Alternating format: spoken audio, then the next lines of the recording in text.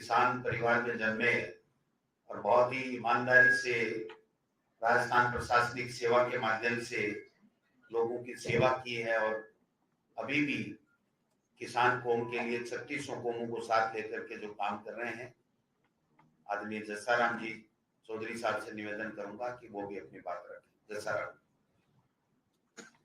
धन्यवाद अध्यक्ष महोदय। सम्मानित श्री गोविंद सिंह जी डोटासरा साहब, नेता प्रतिपक्ष टीकाराम जी न्यूली साहब,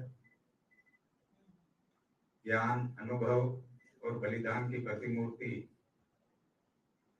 श्री हेमाराम जी चौधरी साहब,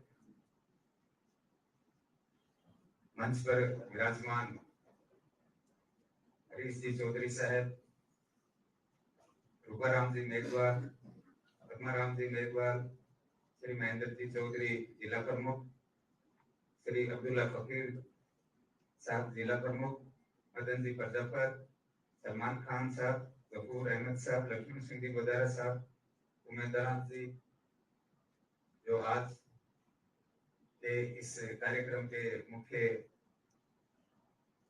आकर्षण है, और अन्य सभी विराजमान सभी मीडिया बंधु और कांग्रेस के कार्यकर्ता बंधु। मैं काफी समय से ये सोच रहा था कि शायद ये मेरे लिए सही समय होगा कि मैं कांग्रेस में सक्रिय रूप से, औपचारिक रूप से शामिल होकर के और अपना योगदान पार्टी के लिए दूं। जैसा प्रदेशाध्यक्ष महोदय ने बताया, मुझे सेवानिवृत्त हुए 6 साल हो गए। इसमें 3 साल मुझे Rajasthan civil services appellate tribunal में बतौर मेंबर जज नियुक्ति मिली। 3 साल वहां पर भी मैंने मेरा दायित्व निभाया। लेकिन सब जगह मुझे ये 40 साल की मेरी जो राजकीय सेवाएं थी, उसमें ये देखने को मिला कि हर जगह कुछ खामियां रहती हैं, जिसकी वजह से शासन प्रशासन दोनों को ही दिक्कत होती है। अंततोगत्वा उसका जो खामियाजा भुगतना पड़ता है वो आम आदमी को भुगतना पड़ता है, गरीब आदमी को भुगतना पड़ता है।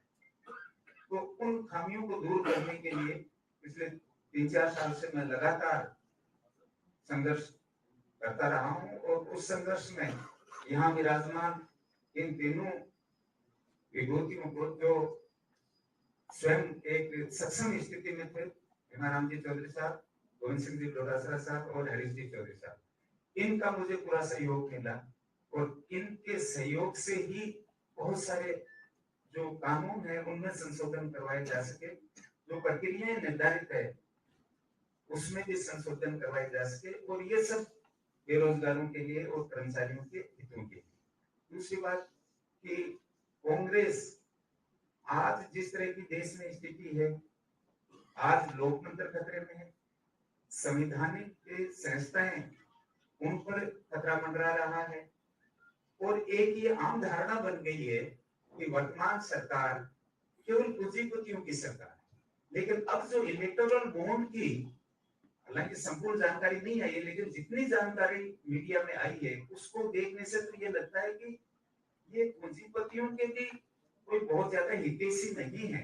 पूंजीपतियों को भी डंडा दिखा करके चंदा वसूली का धंधा कर रहे हैं। अब इसको चंदा कहेंगे या कुछ और नाम देंगे, वो तो आप मीडिया बंधु ज्यादा अच्छी तरह से जानते हैं, आप लोग सोचें।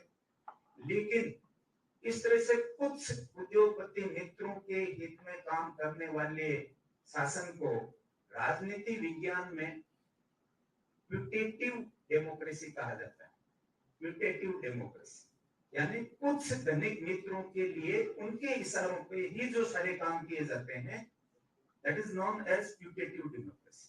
और यदि ये स्थिति अपने देश में रहेगी तो देश जो विश्व गुरु और प्रथम तीसरी शक्ति बनने के सपने दिखाए जा रहे हैं, वो तो दूर की बात है, आम आदमी को सड़कों पे आ जाना पड़ेगा। इन्हीं सभी स्थितियों को देख करके मैंने कांग्रेस में औपचारिक रूप से सदस्यता ग्रहण करने का निर्णय लिया, और प्रदेशाध्यक्ष महोदय और सभी जो प्रदेश स्तर के नेतृत्व है उन्होंने मेरे इस रिक्वेस्ट को, मेरी आग्रह को स्वीकार किया। मैं आप सभी का आभारी हूँ।